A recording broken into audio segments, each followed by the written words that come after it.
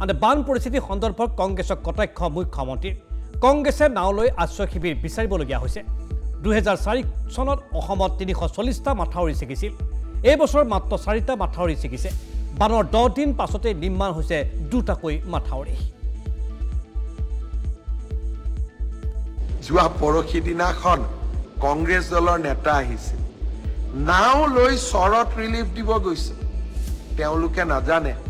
যে অসমৰ চৰত পানী সদায় থাকে চৰত বাস কৰা লোকসকলে পানীৰ মাজত বাস কৰে বানপানী কোড হয় বানপানী মথাউৰিৰ কাষত হয় চৰত বানপানী হয় গৰাখহনীয়া হয় কিন্তু প্ৰত্যেক বছৰটোৰ প্ৰত্যেক সময়তে সমস্যা থাকে বানপানীৰ লগত সম্পৰ্ক নাই বানপানী নাথাকিলেও চৰত পানী থাকে নাও লৈ বিচাৰি ৰিলিফ কেম্প বিচাৰিবলগীয়া হোৱাটো অসমৰ বাবে আন এক কৃতিত্ব আপোনালোকে জানি আচৰিত হ'ব 2004 চনত কংগ্ৰেছ চৰকাৰৰ দিনত অসমত 340টা মথাউৰি ভাঙিছিল আজি আমাৰ চৰকাৰৰ দিনত মাত্ৰ 4টা মথাউৰি ভাঙিছে